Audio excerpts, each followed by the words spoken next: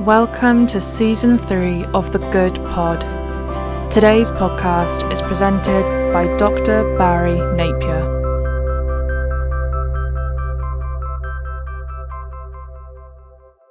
We're now going to look at 3 words: ask, listen and act. Now, the title of the podcast is a summary of one of David's exploits found in 2 Samuel 5 verses 22 to 25. It reminds us of the way we are to conduct our Christian lives, in active communion with the Holy Lord, who watches over us every moment we are on this earth. And if only we are willing, this communion is interactive and dynamic. Now, it's said that BMW cars have a computerized system that continuously adjusts the engine several thousand times a second. It reads what is going on and sends signals to various parts, altering settings as the engine is running. Now, really, our Christian lives should be just like that. We must always be seeking God, what He wants of us, and how He wishes us to do it. Sadly, most Christians are like fish locked in a freezer. They're solid in the cold, but not very edifying once they're thawed. We must always be ready to respond to God, otherwise we are as nothing. The biblical Christian is one who is constantly updating and upgrading his life, always seeking God's guidance and always reforming. And this is why it is a motto of a ministry: reformed and reforming. When we are like this, we are willing to do whatever, however, whenever. The Christian who does not want to be disturbed is a very dull person indeed, and probably always complains that life is not exciting, and where is God? He's not talking to me. So let us look at some Bible verses behind this podcast. These are verses I particularly love. They are to the point and precise, so the reader cannot invent his own meanings. So if you've got a Bible there, look at 2 Samuel 5 verses 22 to 25. And the Philistines came up yet again and spread themselves in the valley of Rephaim. And when David inquired of the Lord, he said, Thou shalt not go up, but fetch a compass behind them, that is, go past them, and come upon them over against the mulberry trees.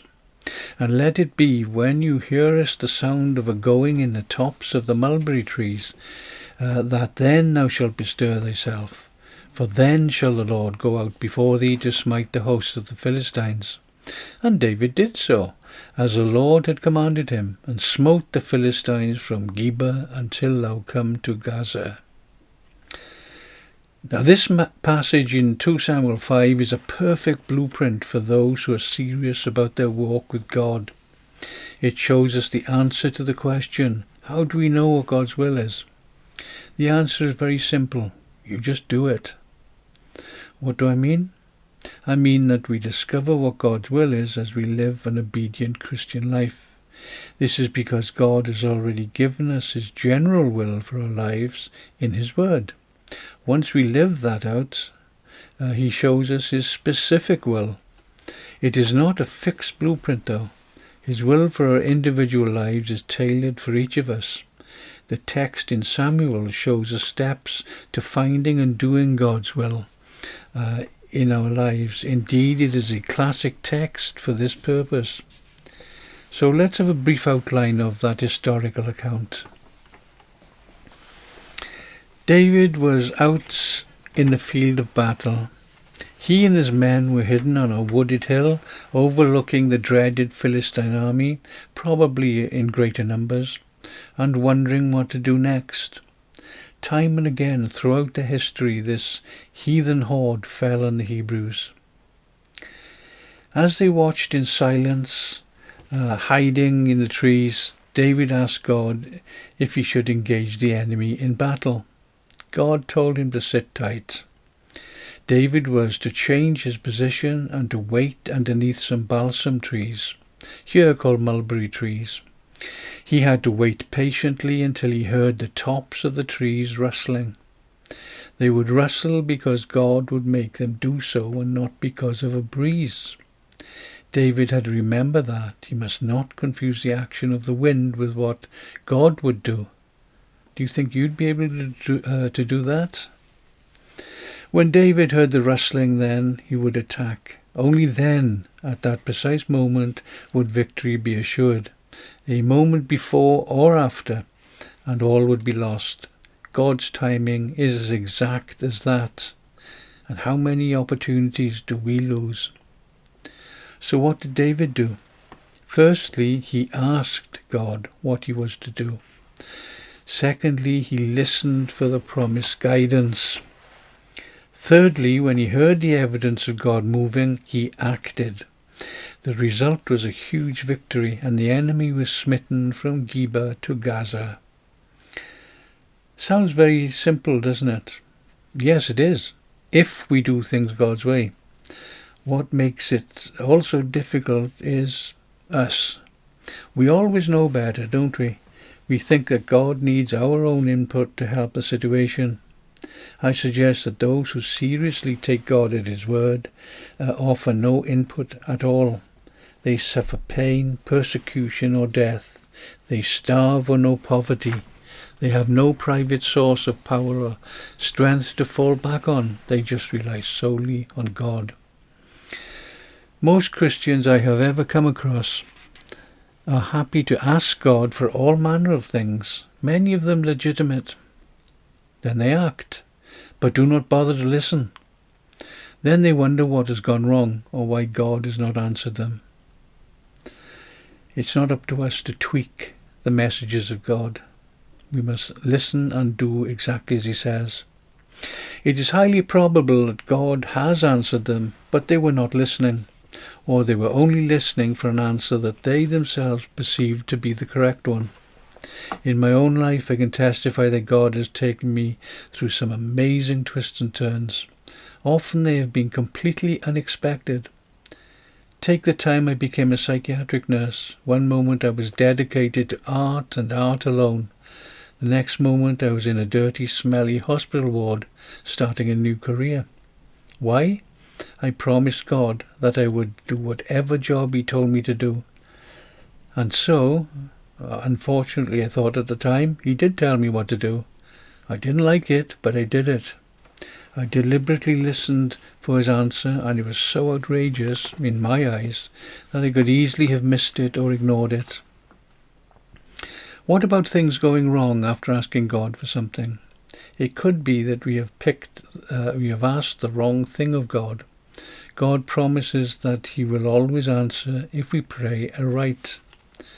At times he probably ignores prayers because they are not aright. Things often go wrong.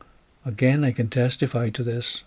When we ask and listen, but then we do something different, as though we thought God must have made a mistake, or we need to add our own plans. No, he does not make mistakes, and yes, sometimes he tells us to do something that seems completely odd or even outrageous to us, but he expects us to obey. Not tomorrow, or maybe, but today and for sure. If we go our own way, especially after asking for guidance, then we can expect things to go wrong, because we are going off the path given to us.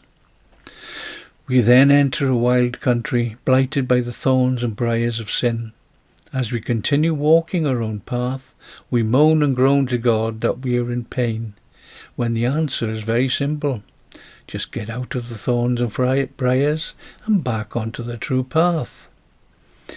Things can also appear to go wrong, even when we follow the path given to us, the answer given by God.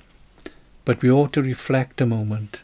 If we are sure that we are doing what is right after we have asked for guidance, then the Lord will not let us down.